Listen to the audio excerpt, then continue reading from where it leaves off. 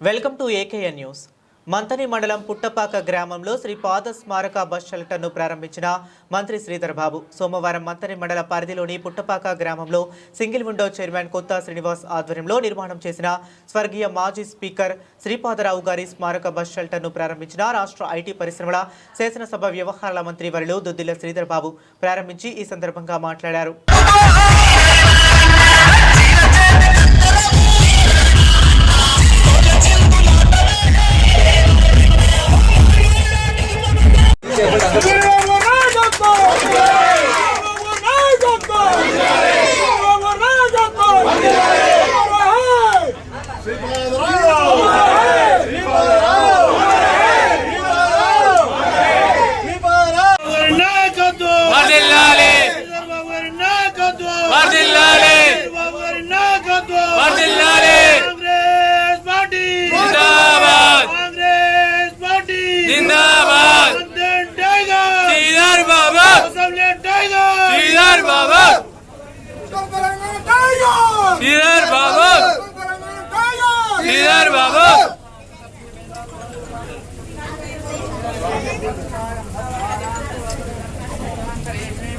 శ్రీధర్ బాబు గారి నాయకత్వం వర్ధిల్లాలి.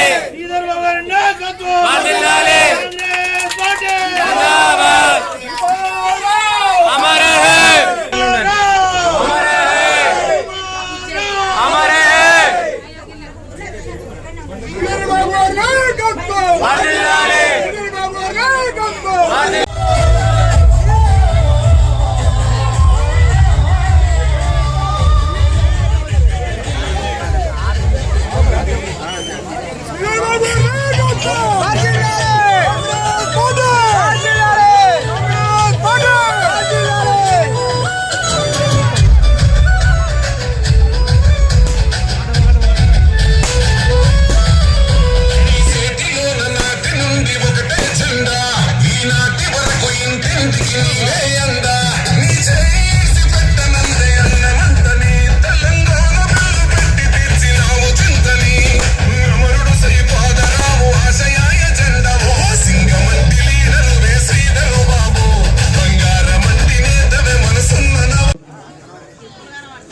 ప్రజానికానికి అందరికీ ప్రయాణికులకు ప్రత్యేకంగా బస్ షెల్టర్ సదుపాయం కల్పించాలని మరి ఉత్సాహంతో ఈ గ్రామస్తులతో పాటు పెద్దలందరి సహకారంతో మరి ఈనాటి సభాధ్యక్షులు సింగిల్ విండో చైర్మన్ సోదరులు శ్రీనివాస్ గారి ఆధ్వర్యంలో నిర్మాణం జరిగిన మరి మా నాన్నగారు మీ అందరి ప్రియతమ నాయకులు కీర్తిశేషులు శ్రీపాదరావు గారి స్మారక బస్ షెల్టర్ ప్రారంభోత్సవం చేస్తా ఉన్న సందర్భంలో మరి ఈరోజు ఈ కార్యక్రమంలో భాగస్వాములు అవుతా ఉన్న మాజీ సర్పంచ్ గారు శ్రీనివాస్ గారు, మా మార్కెట్ కమిటీ చైర్మన్ వెంకన్న గారు, బ్లాక్ కాంగ్రెస్ అధ్యక్షులు సోదరులు తిరుపతి యాదవ్ గారు, మండల కాంగ్రెస్ అధ్యక్షులు ఆయిల్ ప్రసాద్ గారు, మిత్రులు మరి మాజీ ఉప సర్పంచ్ గారు రెడ్డి గారు, అదేవిధంగా మా సోదరులు సంతోష్ గారు, మరి ప్రత్యేకంగా ఈ కార్యక్రమానికి విచ్చేసిన అధికారులు ఆర్డీఓ గారు ఉన్నారు, ఇక్కడ ఎంఆర్ఓ గారు ఉన్నారు, ఆర్టీసీ సంబంధించిన డిఎం గారు ఉన్నారు, మరి మిత్రులు శశిభూషణ్ కాచే గారు, కమాన్పూర్ మార్కెట్ కమిటీ చైర్మన్ వైనాల రాజు గారితో పాటు ఈరోజు పెంచే కార్యక్రమం చేయాలి. వీటన్నిటిని కూడా ఆలోచన చేస్తూ ఈ రోజే చెప్పిన మంత్రి కేంద్రంలో మా ఇక్కడ ఉన్న యువతకు కూడా రేపు వచ్చే మరి వార్షిక సందర్భంలో సెలవుల తర్వాత ఇక్కడ ఐటీఐకి సంబంధించి అడ్వాన్స్ ట్రైనింగ్ సెంటర్ ని మొదటగా మరొక కాలేజీని తీసుకొచ్చాం ఇక్కడికి. 40 కోట్ల రూపాయలతో పిల్లలు చదువుకొని ఆ కళాశాలలో చదువుకుంటున్న విద్యార్థులందరికీ కూడా ఉద్యోగం దొరికే కార్యక్రమం చేయబోతా ఉన్నాం. దాంట్లో చదువుకొని 1 సంవత్సరం కాలం పాటు ఆ ఐఐటిసి సెంటర్ లో చదువుతున్న విద్యార్థికి ప్రతి నెల 2000 రూపాయల చొప్పున స్టైఫండ్ ఇవ్వడం జరుగుతుంది.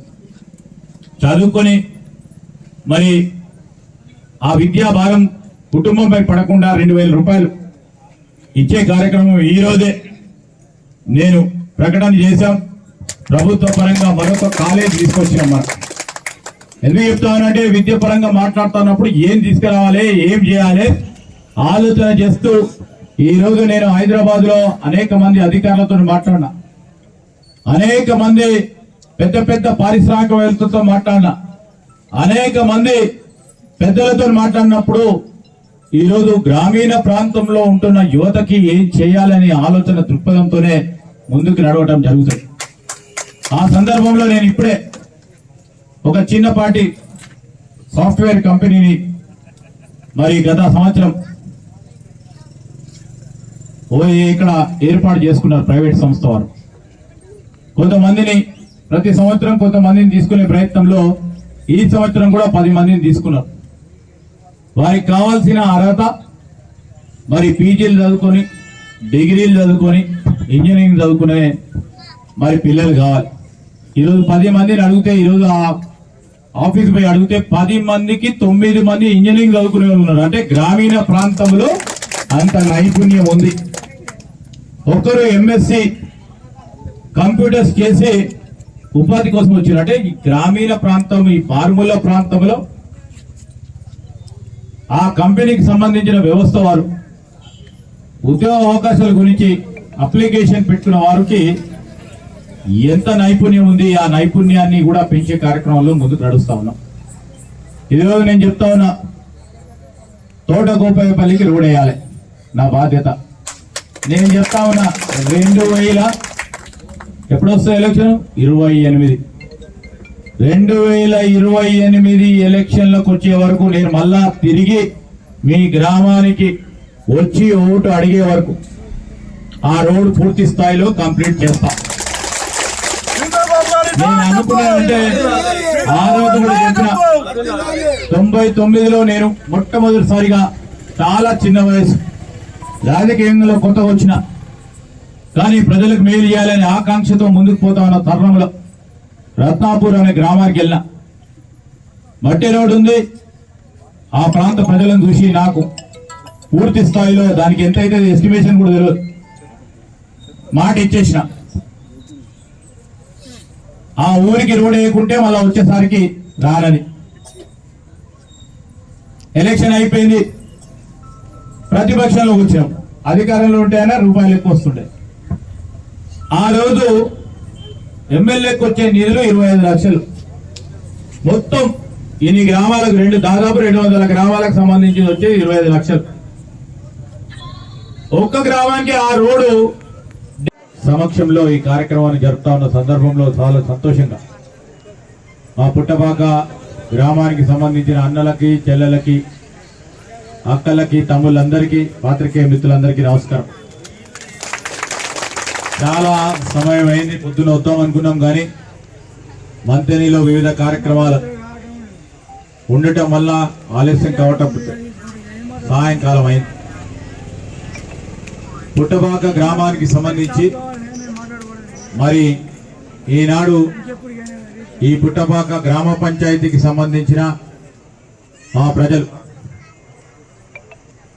వీరందరూ కూడా ఆనాడు కాంగ్రెస్ పార్టీ ప్రభుత్వం రావాలని వారి ఆలోచన మేరకు, వారి ఆశీస్సులతో మార్పు రావాలి, మార్పు కోరుకుని కాంగ్రెస్ పార్టీ ప్రభుత్వంలో రావడానికి మేమంతా చేయూతనిచ్చి, ఆశీర్వాదం ఇచ్చి ఇక్కడ నన్ను శాసనసభ్యునిగా చేసి మరి కాంగ్రెస్ పార్టీ పరంగా ప్రభుత్వం ఏర్పాటైన వెంటనే మా అధిష్టానం నన్ను మంత్రిగా చేసింది. మీ అందరి ఆశీర్వాదంతో మంత్రినైనా రాష్ట్ర ప్రజానికానికి సంబంధించి ప్రధానంగా సాంకేతిక మరి టెక్నాలజీకి సంబంధించిన మంత్రిగా ఈరోజు రాష్ట్ర ప్రభుత్వానికి సంబంధించి రాబోయే కాలంలో మరి మొత్తం సాంకేతిక విప్లవాన్ని భాగస్వాములు కావాలని, ప్రధానంగా గ్రామీణ ప్రాంతంలో కూడా ఐటీ రంగాన్ని ఉపయోగించుకొని మన రాష్ట్రం ముందంజలో ఉండాలని ఒక ప్రయత్నం చేస్తా ఉన్నాం. ఈ క్రమంలో నేను ఒకటి మాట మనవి చేస్తా ఉన్నా. అనేక సందర్భాల్లో మా పుట్టపాకకు సంబంధించిన పెద్దలందరూ వస్తారు ఇక్కడ.